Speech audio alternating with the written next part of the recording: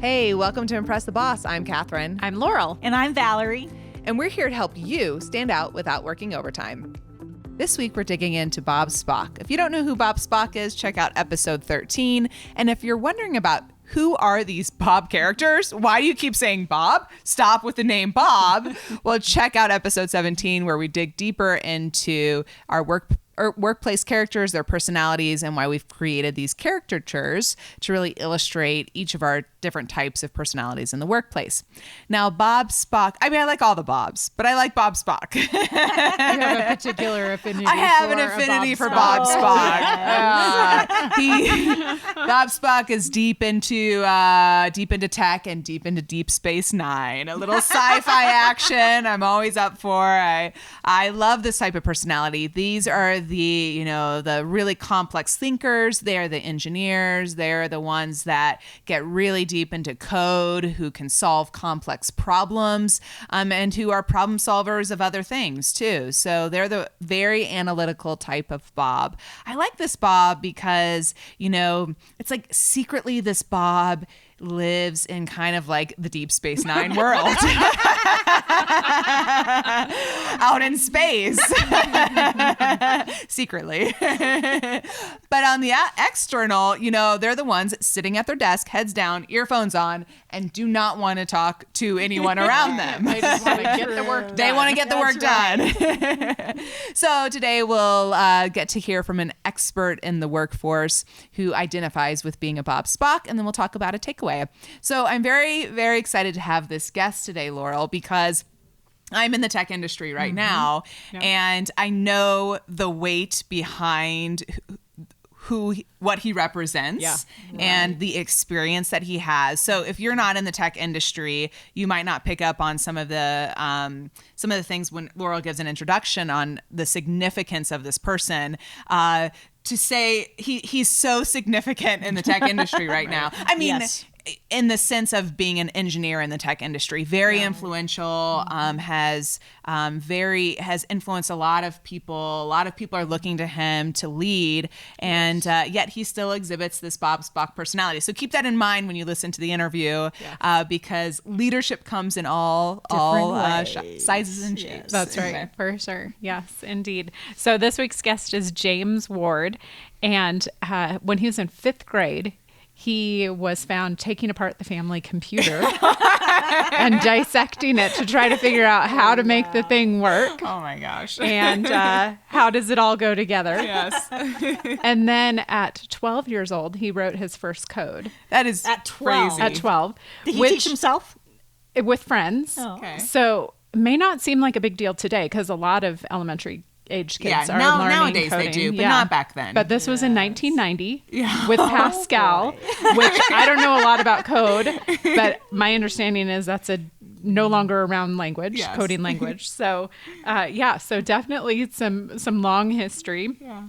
So he spent the last 20 years as an engineer, a software developer, a technical evangelist with companies like Adobe, Salesforce, and Google. And if you don't know what Google is, we're we're not sure how to help you. Yeah, exactly. Yeah.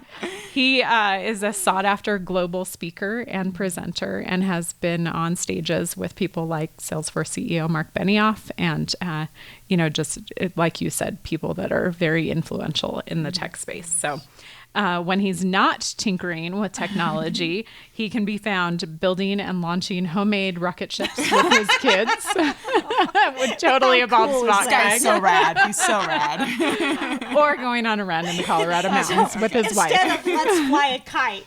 Yeah. Let's build some rocket ships. Let's launch a rocket. That's right. Yes. Awesome. So we are so excited to have this interview today with James Ward. So take a listen with us.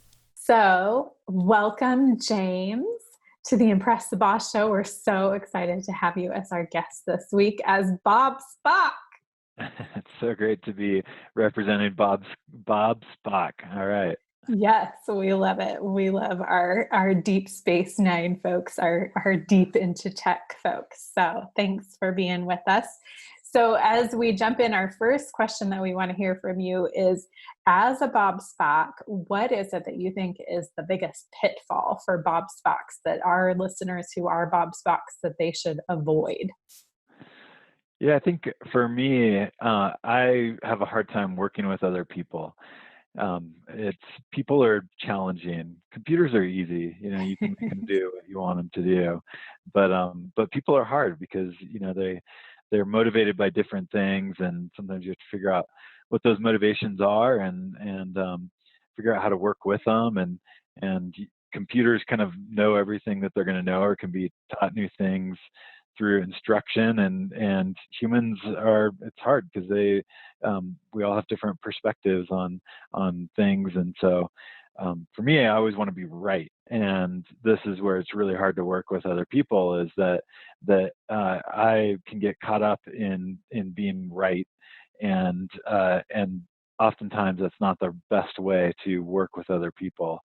I think about it in relationship to my kids. I've heard somebody said that one of the hardest things about being a parent is that you have to let your kids make mistakes and give them space to do that so that they can learn on their own. And I think when working with other engineers, it's really hard because I have to sometimes let them be what I think is wrong.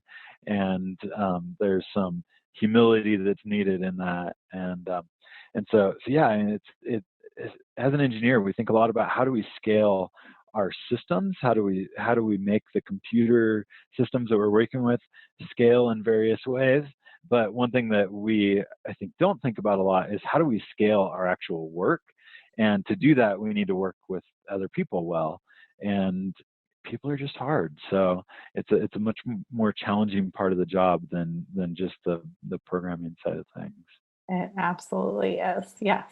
Thank you. That makes so much sense. And it is something that we all, even those of us who aren't Bob-Spocks, that we deal with, but definitely it is something that Bob-Spocks in particular have to be paying attention to. So thank you. So maybe on the converse of that, or the opposite side of that, what would you say is the biggest strength of a Bob-Spock that our other listeners who are Bob-Spocks that you would say lean into this about yourself as a Bob-Spock? Yeah, for me, two things come to mind. One is that I always love to be learning new things, and in our field, there's so many things always new that are coming out, and so we have a huge opportunity to be learning new things all the time. And so there's definitely some people that are in positions where they're able to keep learning, or their kind of job or whatever kind of helps them do that more easily.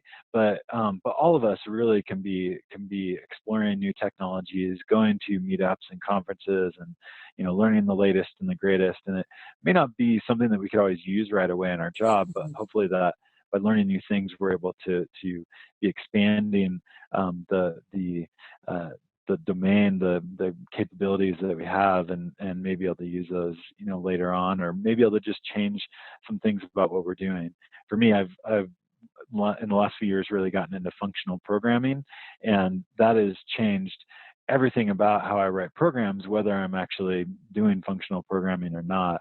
And so it just has made me a more well-rounded developer. So I think that's one of the things that comes to mind. It's just like keep learning. It's there's such a great opportunity to do that in technology.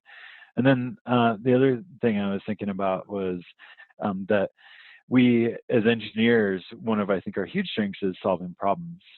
That's what we kind of spend a lot of our time on, whether it's debugging something that's not working right, or taking a business requirement and turning it into an actual program.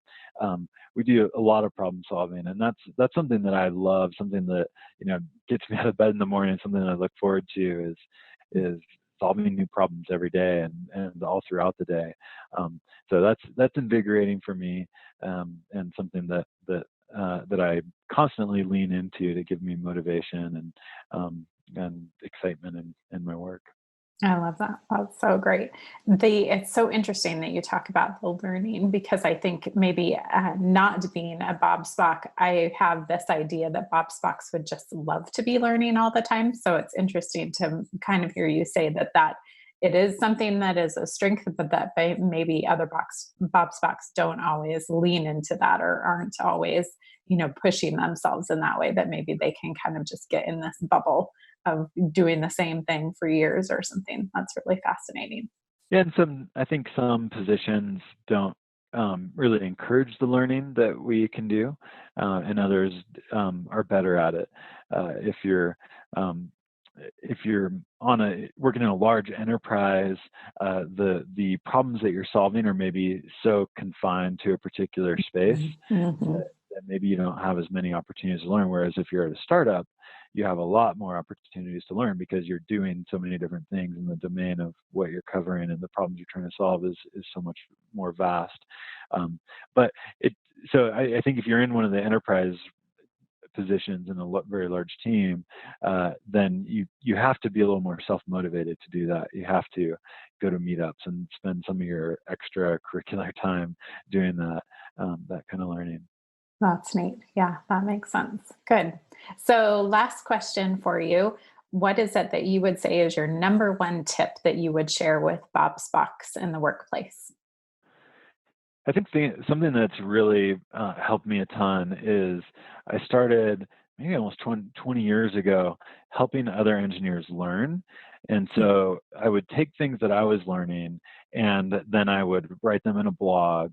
And then later I would start giving talks at meetups and conferences to do that sort of thing as well, and answering questions on Stack Overflow.